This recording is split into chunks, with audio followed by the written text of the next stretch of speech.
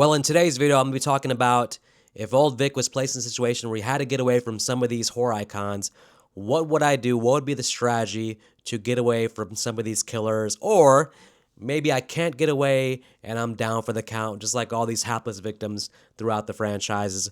Let's start by talking about Jason Voorhees. Well, how the hell do you get away from Jason Voorhees?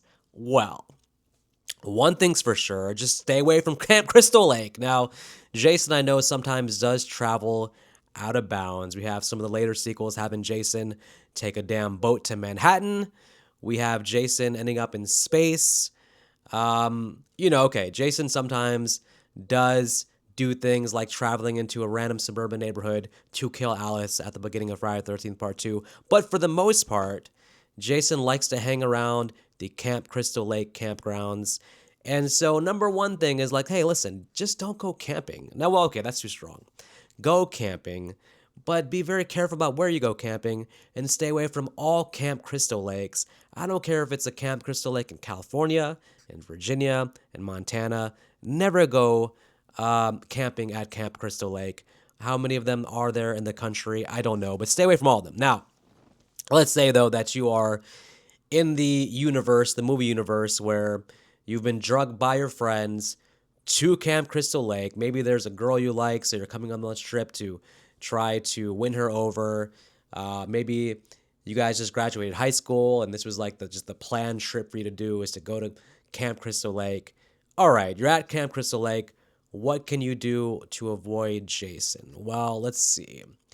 Stay out of the damn water. That's one thing for sure. Now, despite what Freddy vs. Jason said, Jason has no fear of water. That's ridiculous. Jason, throughout different movies in the franchise, will happily go into the water to take out a victim. He'll swim.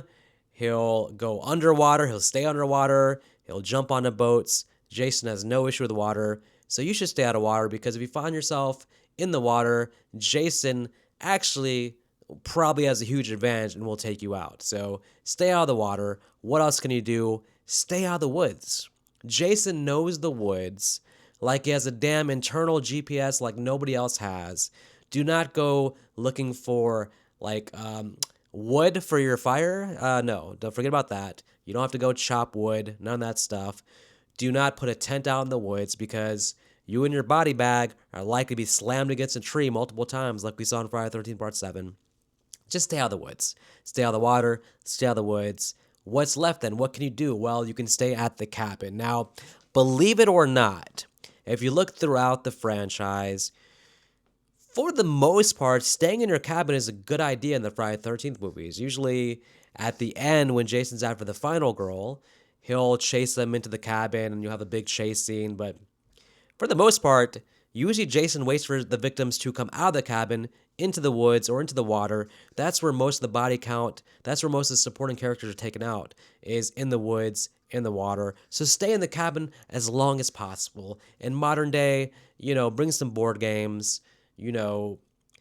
just watch TikTok videos on your phone, whatever it is, but just stay in the cabin.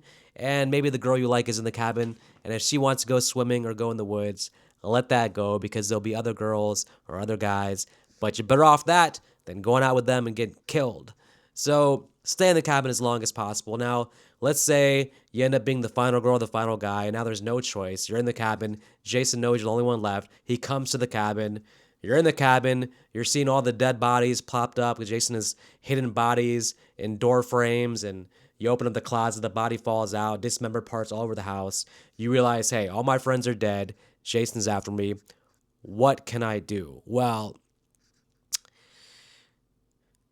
really not a damn thing, to be honest. I mean, Jason is, there's no chance of you winning any kind of hand-to-hand combat with Jason.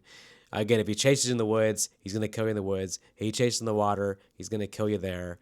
The only thing you can really do with Jason, I mean, you could do that sort of fake voodoo back to his original resting place bullshit that Tommy Jarvis did in Friday the 13th Part 6, but that's just a temporary solution, but that's enough for you to get away. Man, the only thing you can do is run to the entrance of Camp Crystal Lake and exit Camp Crystal Lake with Jason chasing you. Just run as fast as you can. Run faster than Reggie the Reckless did in Friday the 13th Part 5. Faster than him even. Get to right outside of Camp Crystal Lake and just turn around and see, does Jason actually follow you out of Camp Crystal Lake? I know he took the boat in Manhattan. I know that he followed Alice, but he followed Alice because, let's be honest, he had a personal vendetta. Alice had killed his mom. He wanted revenge. The boat thing Manhattan makes no sense. It's still completely out of character. Jason is not just voluntarily leaving Camp Crystal Lake. Take 1 foot, 1 step outside Camp Crystal Lake, right outside the gate, and just see if Jason follows you. Maybe you get lucky and Jason says, hey, I don't want to leave the campgrounds. You got away. This was your escape. Because you can't kill Jason. You can't really do anything with him in terms of actual combat. So you have to get as far away from Crystal Lake as possible. Also, by the way, if you're in one of the sequels, then again, there's no way, like, some of these characters in the sequels, they keep coming to Camp Crystal Lake, even though by this time they should have heard about the damn back history of Jason being there. So just talk your friends out of it. Tell them, hey, let's go bowling instead. Let's go, I can't say a cruise because Jason may end up there, but let's do anything else except going camping. But think of like the characters from Part 7, The New Blood. There's no reason, there's no way they haven't heard about some of the Jason shit when they get to that cabin. Just, what are you doing? Just stay away altogether. So with Jason, it's tough. You just got to basically stay away. Okay. Let's go to our old pal, Michael Myers. We're always talking about Michael Myers, the Halloween franchise. How do you survive Michael Myers? The problem with surviving Michael Myers is that if he's after you, he has a reason to be after you. Probably you're either the one he's after or you're in the friend group that he's after. And usually if that happens, Michael is going to really not let it go until he takes you out. But how could you survive Michael Myers? Well, unlike Jason, I think with Michael, I think you have to go at him. I think you have to physically confront Michael Myers. It's not a guarantee that you're going to have success, but you think of the scenarios where a character confronts Michael. You think about Laurie Strode in Halloween H2O, or, Busta Rhymes in Halloween Resurrection. Sometimes you have to just like buckle down and fight Michael. I think Michael is actually thrown off a little bit when someone fights him, and I don't think Michael's actually that strong in hand-to-hand combat. Yes, I mean, try to get an axe, try to get a knife, try to get a bat. I mean, if Corey can beat Michael up, then maybe we all have a chance, at least a little bit of a chance. So if Michael is after you, you have to go at him. You have to fight him. He's one of the few killers you have to try to fight him. You think about Brady in Halloween 4. Tried to fight Michael, didn't work. He should have ran away. Okay.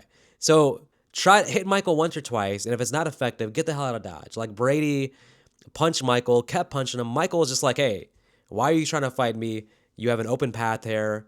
Get away, like run away. Rudy in Halloween Resurrection, tried to do some stuff with some knives, didn't work out, got killed.